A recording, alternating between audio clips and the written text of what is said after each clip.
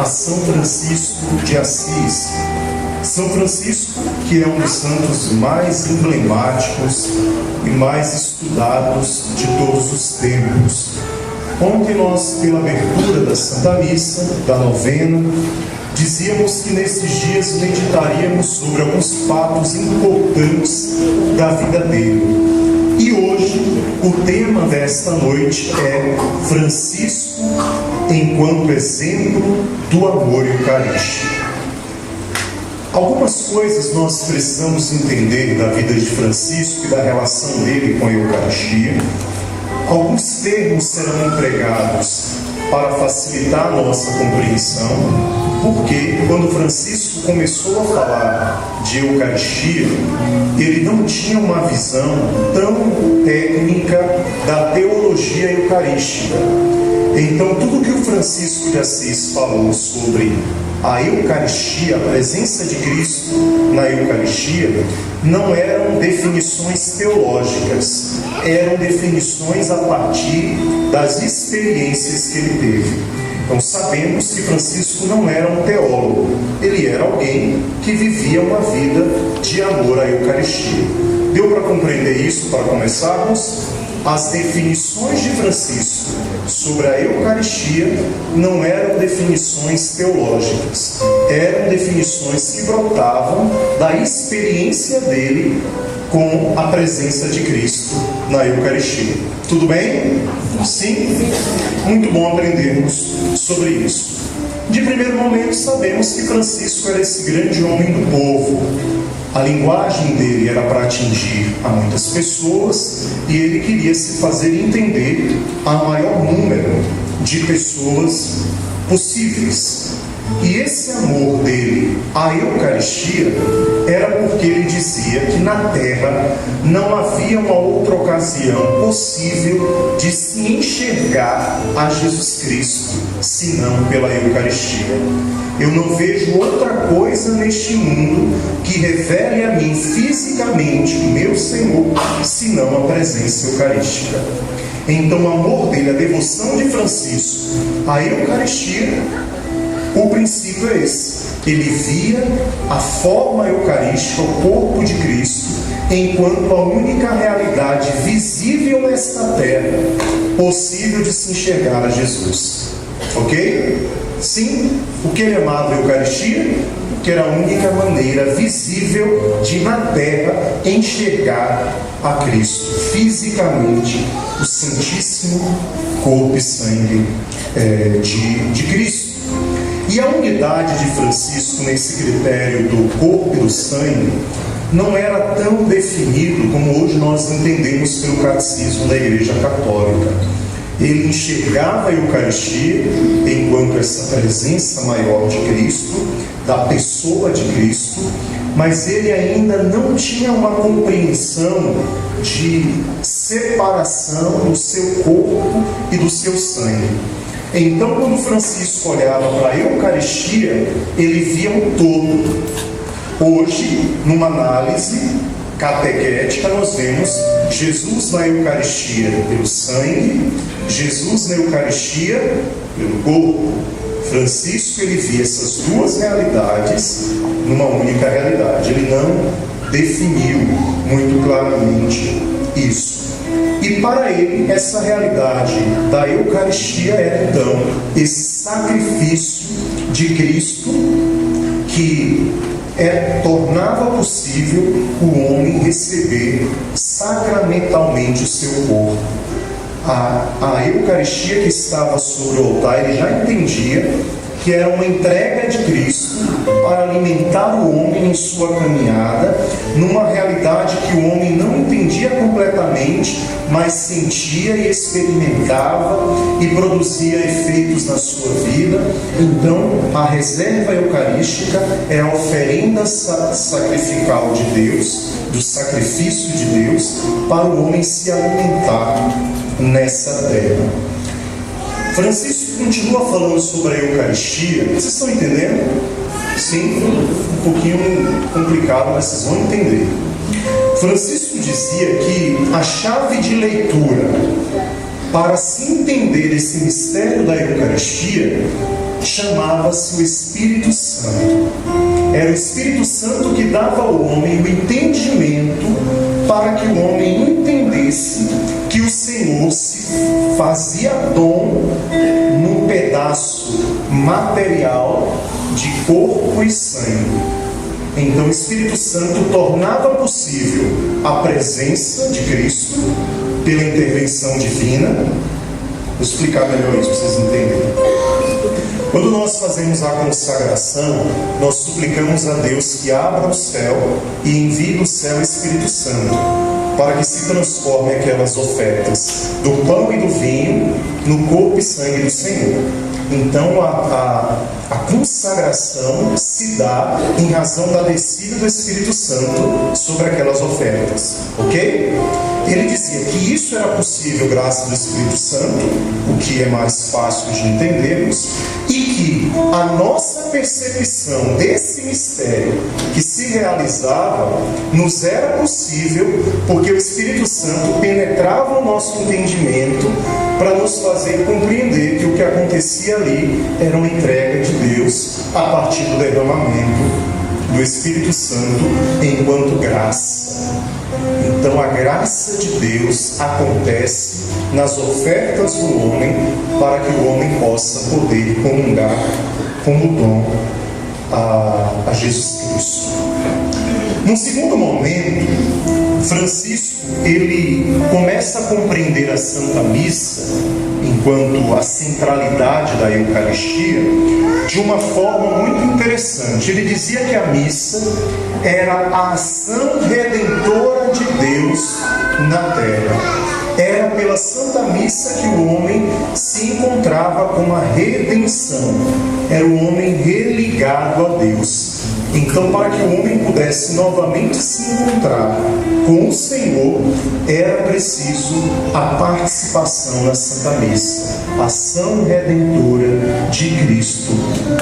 E era uma verdade redentora que não era um acontecimento simplesmente de memorial, mas um acontecimento que se atualizava para nós cada vez que celebrássemos a Santa Missa.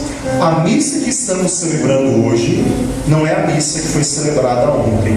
E a missa que celebraremos amanhã não é a mesma missa que está sendo celebrada hoje.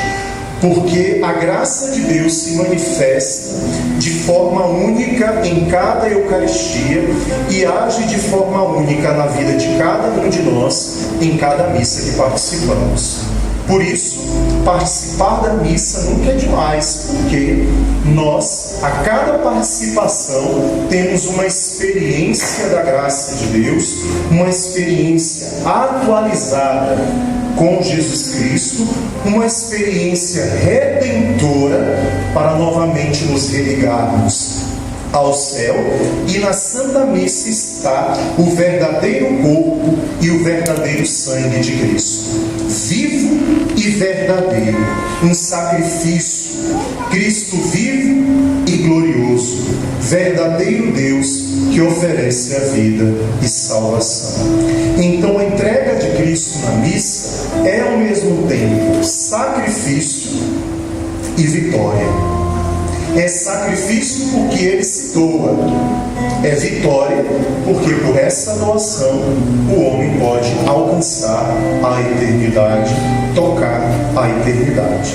Deu para entender? A Santa Missa é ao mesmo tempo sacrifício e vitória. Sacrifício, entrega e glória. E presença eterna com Deus.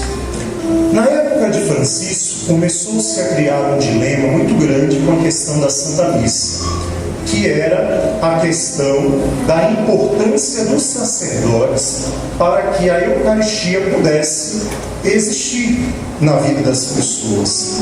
E aí São Francisco respondeu a esse dilema sobre a questão porque apareceram muitas ignorâncias das pessoas que diziam: se o corpo de Cristo, uma heresia que apareceu, se o corpo de Cristo acontece pela graça de Deus, então não há necessidade do sacerdote para que aquele mistério aconteça. Aí São Francisco disse que a comunhão se dava primeiramente pela disposição a obedecer à Igreja Romana. Então, o que era norma da Igreja, o que era determinação teológica e pastoral da Igreja, deveria ser guardado durante todo o tempo, mostrando assim uma visão genuína da fé que nos leva ao acontecimento da última ceia, quando Jesus ensina aos discípulos como deveriam fazer. Fazer isto em memória de mim. O sacrifício eucarístico da última ceia não foi um fato que se acabou ali. Ele fez e mandou-se fazer outras vezes para que a presença dele se tornasse presente, então, naquela matéria do corpo e do sangue.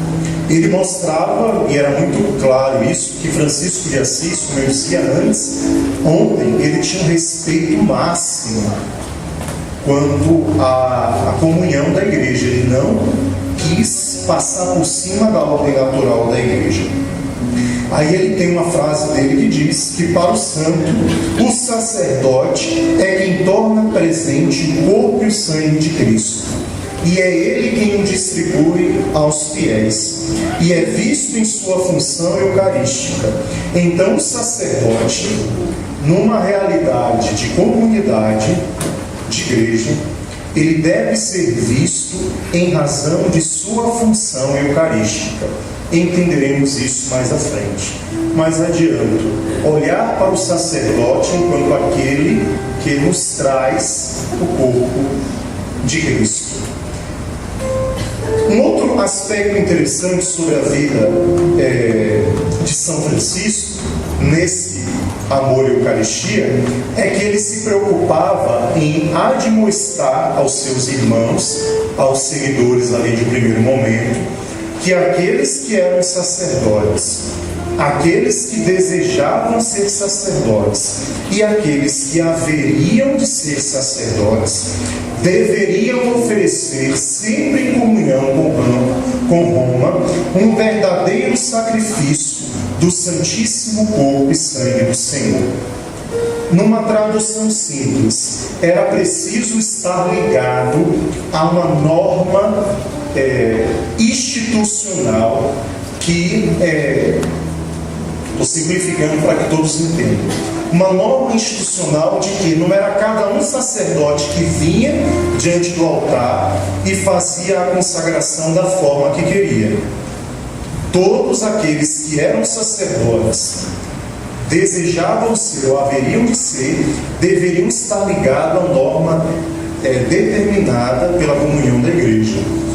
Nós sabemos que a matéria e forma em todo o sacramento, a matéria é as oblatas, que são nossa oferta, do pão e do vinho. A forma é a oração que se executa sobre aquela matéria. Então, matéria é o que nós nos utilizamos para que a graça de Deus aconteça. E a forma é como isso acontece. Está dando para entender? Sim? Por exemplo, no batismo existe matéria e forma. A matéria do batismo qual é? A água. A forma é a oração de bênção sobre a água. Então a oração de bênção para a água, ela é uma forma comum para todas as bênçãos da água do batismo. Então a matéria é o sinal, a forma é o modo como o sacrifício, a bênção é realizada. Ok? Sim? Então qual é a matéria da Eucaristia? O corpo e o sangue. Qual é a forma? A oração de consagração. A forma de consagrar. Ela é única. Na noite em que ia ser entregue, ele tomou o pão, deu graças. É dessa forma. Bom, não se pode mudar. O padre, mesmo que num momento de elevação espiritual muito grande, ele tenha uma revelação, ele não pode mudar a fórmula da consagração. Não se pode. Antigamente na igreja aplicado uma penitência grande para o padre que errava a oração eucarística, não podia errar.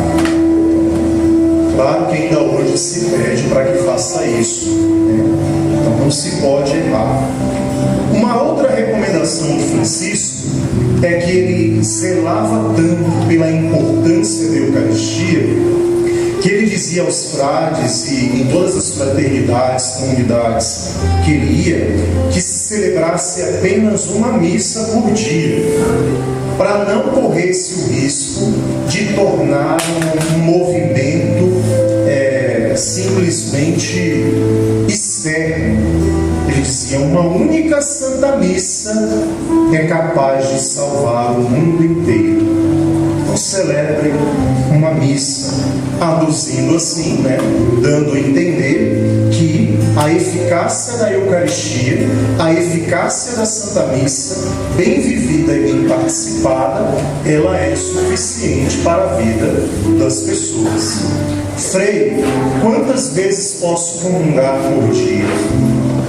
No máximo 3. Mas se você comungou de forma devota, com fé, participou da Santa Missa com o coração inteiro, é o suficiente. Não há necessidade de você comungar novamente. O padre, ele comunga porque ele está presidindo o ato da celebração, então ele é o primeiro a tomar a hóstia. Mas se um fiel participa, não é que a primeira missa valeu mais, a segunda missa valeu um pouquinho mais, dobrou a graça da primeira. Não, não é dessa forma. Mesmo que cada missa é uma experiência com a graça, durante o dia aquela graça se expande. Então, eu estou participando da missa aqui, vocês estão aqui, não estão? Há outras pessoas que estão lá na matriz, celebrando a missa. Há outras pessoas que estão lá na igreja de São Benedito, abrindo os festejos de São Benedito. A graça de Deus que acontecer lá vai nos alcançar aqui. A graça de Deus que acontecer na matriz vai nos alcançar aqui. A graça de Deus que nos alcançar aqui vai alcançar ele lá, porque a Eucaristia, ela se expande. A partir de alguém que reza, a Eucaristia salva o mundo inteiro. Tudo bem? Sim? Está um pouco teológica essa homilia, mas é para que eu possa passar para vocês um conteúdo rico e valoroso desse tema de hoje, que é o amor à Eucaristia. Mas se vocês não entenderem, eu simplifico ainda mais e explico de forma melhor. Um dos grandes biógrafos de São Francisco, que é aqueles que escreveram sobre ele dizia que era maravilhoso olhar para Francisco de Assis quando ele se aproximava do mistério da Eucaristia. Dizia Tomás de Cello: ardia com fervor que vinha do mais profundo do seu ser para com o sacramento do corpo do Senhor, pois Francisco ficava literalmente estupefato diante de tão amável condescendência e de tão digna caridade de Deus. São Francisco ficava admirado de ver a Eucaristia, porque ele dizia que aquilo ali era a maior manifestação da bondade de Deus na vida de um homem. Por isso dizia aquela canção: quero honrar e venerar antes de tudo o Santíssimo corpo e sangue do Senhor. Se acontecesse um outro fato interessante que Francisco disse aos irmãos, de estarem caminhando pela rua e encontrarem um sacerdote e um anjo, esse é um dos fatos conhecidos a todos nós. E os irmãos perguntaram: quem nós cumprimentamos primeiro, Francisco? O sacerdote, o presbítero ou o anjo? Aí Francisco dizia para os irmãos: você pede licença ao anjo, diz assim: só um instante, irei beijar a mão do sacerdote primeiro e volto para cumprimentar-te. Porque o sacerdote, pelas suas mãos consagradas, que tem o poder de trazer à realidade humana o corpo e o sangue de Jesus. O mistério eucarístico, pela vida do sacerdote, no entendimento de Francisco, era a íntima ligação entre Deus e o homem. Era a participação cotidiana na Santa Missa que dava a condição para se conseguir perseverar diante das adversidades da vida. Era a comunhão frequente que alimentava o homem para ser forte. Era a oferta de Cristo, dele mesmo, numa união de sacrifício que tornava no altar a viva presença de Cristo. E ele dizia que a Eucaristia era o amor e a simpatia de Deus revelada aos homens. Então, meus irmãos, neste dia em que, nesse tema de Francisco, exemplo de amor à Eucaristia, possamos também nós aprendermos um pouco mais sobre a importância de participarmos da Santa Missa com devoção, com zelo, com atenção, com os olhos voltados ao mistério, com a compreensão de cada atitude gestual, com a compreensão de entender cada oração que é realizada na hora da consagração. Nós que somos membros de uma capela dedicada a São Francisco, que ele nos ensine o amor à Eucaristia, o zelo à Eucaristia, o modo de pegarmos a Eucaristia, o modo de comungarmos, a reverência que se deve ter na nossa vida no que se refere ao Santíssimo Corpo e Sangue de Jesus. Queremos guardar sempre lugares preciosos.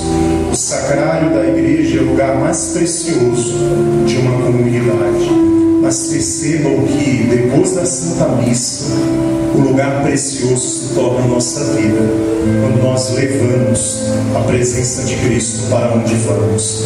Então, se nós temos essa devoção à presença de Cristo Eucarística no sacrário, no ostensório, quando a hóstia está exposta para que possamos adorar, a mesma devoção devemos ter quando recebemos esta hóstia em nossos lábios, porque o mesmo Senhor que agiu na vida de Francisco, que age em cada missa espalhada pelo mundo inteiro, e onde houver um altar de Deus, houver um sacerdote para rezar a Santa Missa, o mundo continuará se encontrando com a graça de Deus. Que possamos aproveitar esses dias, quando na nossa capela teremos missas durante 9 dias. Que vocês possam falar sobre isso a outras pessoas, para que aproveitem essa ocasião de tão perto das casas de vocês poderem estar comungando o corpo e o sangue de Jesus nesta presença do altar. Amém? Amém. Deu para entender? Despertou em vocês uma vontade eucarística? Sim. Amém. Que São Francisco nos ajude, e pediremos agora a Ele por meio da nossa ladainha cantar. Louvado seja o nosso Senhor Jesus Cristo e sua mãe Maria Santíssima.